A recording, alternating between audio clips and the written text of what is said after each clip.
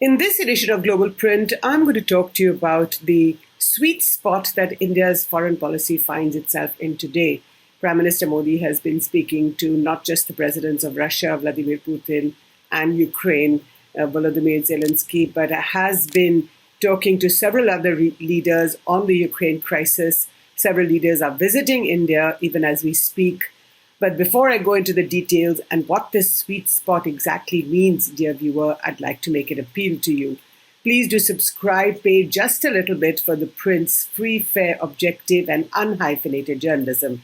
You know that we have been banking on your support for the last several months during the pandemic and since then. So I do hope that you will continue to support us. It's very little money, only rupees 159, but you get subscriber benefits that non-subscribers don't have. So back to my column, Global Print, in the Print's website, in which I talk this week about the foreign policy sweet spot of the Narendra Modi government. Now let's look at what this means exactly. The first is that Prime Minister Modi has been speaking to the Russian President Vladimir Putin, who has invaded Ukraine about a month ago. He has also spoken to the Ukrainian president. Of course, those conversations were primarily about the safe return of more than 22,000 Indian nationals, most of them students. Very unfortunately, we know that one Indian national got killed by sniper shots. His body has been brought back just a couple of days ago, back to his hometown in Karnataka.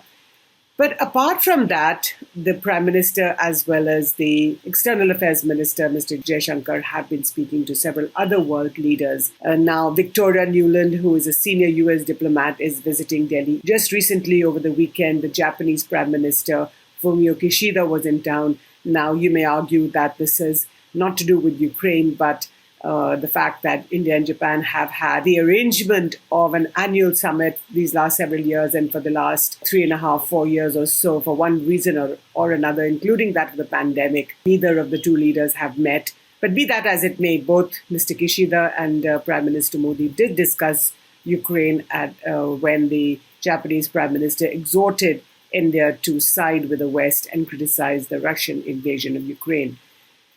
In the next few days, in fact, in early April, the Israeli Prime Minister Naftali Bennett will be in Delhi, again, ostensibly to mark 30 years of diplomatic relations between India and Israel, a very, very important milestone, a landmark, especially when you think about what happened 30 years ago when then Prime Minister Narasimha Rao very gingerly inaugurated this very important relationship. Now, these last 30 years, the India-Israel relationship has grown by leaps and bounds, especially in the defense and in the avionics sector. For Israel, India is a very important relationship. India accounts for about 43% of Israel's arms exports, more than $1 billion annually. But besides defense cooperation, agriculture is a major element in the bilateral cooperation. But what is interesting about Naftali Bennett's visit to India is also that Mr. Bennett, who is of Russian origin himself, has also visited Russia these last few weeks since the Russian invasion of Ukraine. And he has met with the Russian President Vladimir Putin. So India will definitely want to get some sense of what this conversation that Mr. Bennett has held with Vladimir Putin about. Because the biggest question today in international relations is, what is Vladimir Putin thinking? It's been almost a month since the invasion of Ukraine. So many cities have been laid low. Hundreds of civilians have been killed. Nobody knows exactly how many. But it's true that not just Ukrainian civilians and Ukrainian fighters, but also Russian defense servicemen have been killed in this war in Ukraine. There is yet another visitor. There's absolutely no confirmation whether this visitor is coming or not, but it is likely that he will show up. He is the foreign minister of China, Wang Yi. He's currently in Pakistan participating or attending the OIC, which is the Organization of Islamic Conference. So there is some talk that he can come to Delhi from Pakistan, from Islamabad. Like I said, there is no announcement being made yet. And probably one of the reasons why there is no announcement is because there are still Chinese troops on the line of actual control in Ladakh. There are some areas still disputed, amongst them Hot Springs, Demchok, and Depsang. So the possibility exists that both sides are currently working out some sort of a resolution or some sort of a via media to announce when Wang Yi or if Wang Yi comes to India. And we know that the 15th round of talks between the two sides, political-military level talks, have taken place less than a week ago. And while no great announcement was made at the time, perhaps everything is being put on hold for Wang Yi's potential arrival to India. Now, none other than Imran Khan, the Pakistan Prime Minister, has also been very complimentary about India's foreign policy.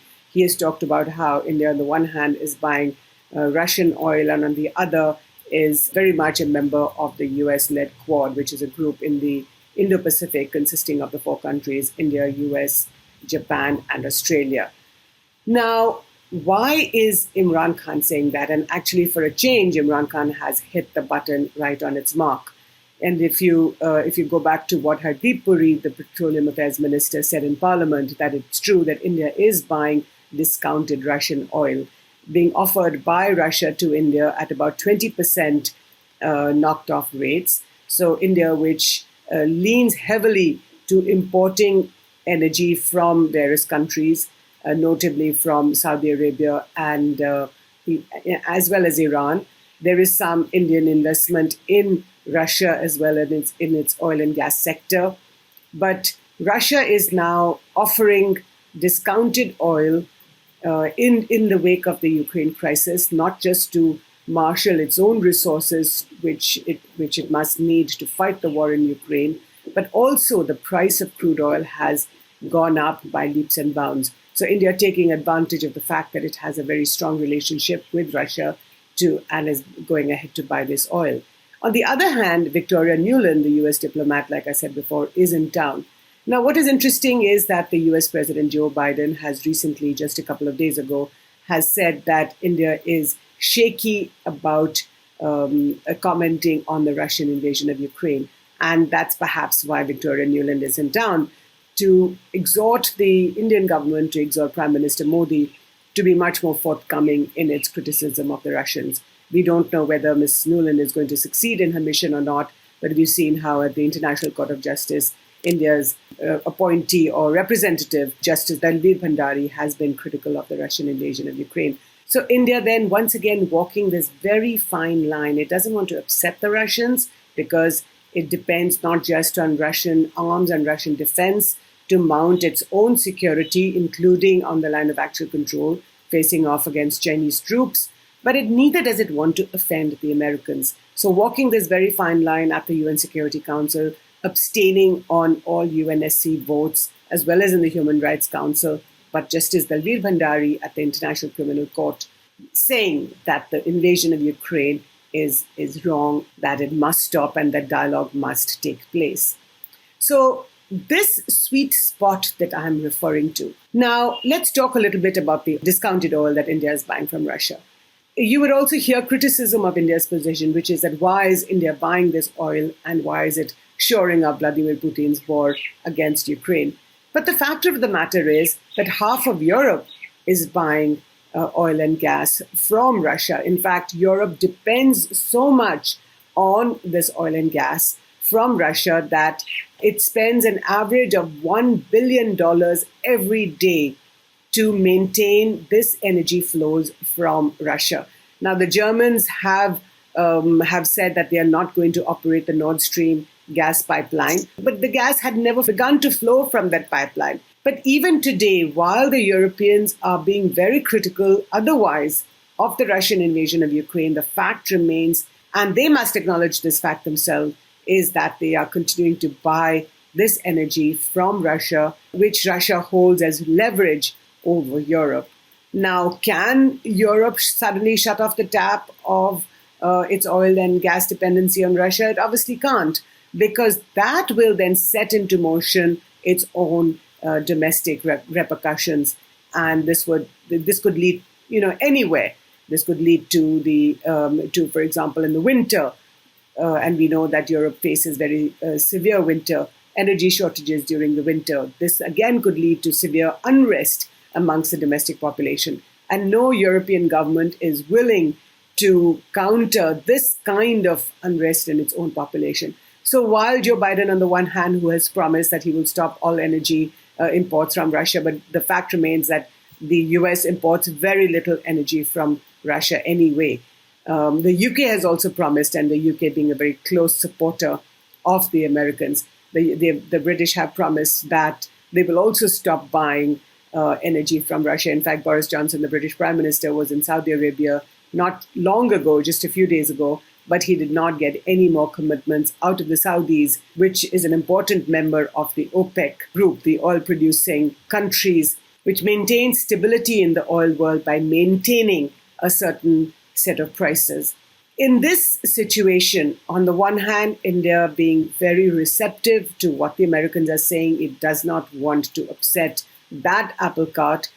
India knows that trade with the US is much, much higher than anything it has with the Russians, more than 10 times as much as the Russians. So it's going to listen very carefully to what Victoria Nuland and others say about the Russian invasion of Ukraine. But for the time being, Prime Minister Modi, just like he did with the Japanese Prime Minister over the weekend, is going to listen to all sides and is going to hold his own counsel. Let me also say here that India is watching very carefully the growing relationship, or the growing conversation, shall I say, between the US and China. Just a few days ago, Joe Biden and the Chinese president, Mr. Xi Jinping, had a 2-hour-long conversation on the phone. A few days before that, the Chinese Foreign Minister Wang Yi and the US National Security Advisor Jake Sullivan had a 7-hour-long conversation. So what is it that these two are talking about? Now, if you read the American press, they say that the Americans want to tell the Chinese, or telling the Chinese, that you cannot support the Russians any longer. Everyone knows that Russia and China have a very close partnership, that the Chinese have abstained in the UN Security Council resolutions. But that's the interesting point. Why did China abstain? Why did it not veto the resolution and demonstrate its support to the Russians? Because, and again, this is what you get from the Chinese press, is that the Chinese trade, or China's trade both with the US and with the European Union, is huge. And that, in fact, it has grown during the pandemic by more than 20%. So let me just give you some figures. US-China trade has soared by 28.7% to $755.6 billion in 2021. China's trade with the European Union is $828 billion in the same year, up 27%. Even though there was a lot of criticism of the pandemic by the Americans, we know that Biden set up an investigation to find out where and how the coronavirus leaked allegedly from some Chinese labs. But the fact is that despite everything, US-China trade and European-China trade has gone up and up. So under the circumstances, if the Americans are talking to the Chinese again and telling them and applying pressure on them, or telling them that they must cut down or reduce their relationship with the Russians, then what does this mean for foreign policy and in the international sphere of things? And most importantly for us, what does it mean for India? So India watching very carefully how things are unraveling on the international foreign policy horizon, listening to everybody, right from the Japanese Prime Minister to Victoria Nuland, speaking to all sides, to the Russian president, to the Ukrainian president, but it's listening to everybody, but keeping its own counsel. And this is the sweet spot that India's foreign policy is finding itself in today. It could change tomorrow, but I think the manner in which the Narendra Modi government is dealing with this crisis, at least for the time being, it's got things under control. So we will be watching this space over the next few days and weeks, and we will come back to you as things change. Thank you so much for reading my column, which I hope you will, and for watching this video. I look forward to your comments.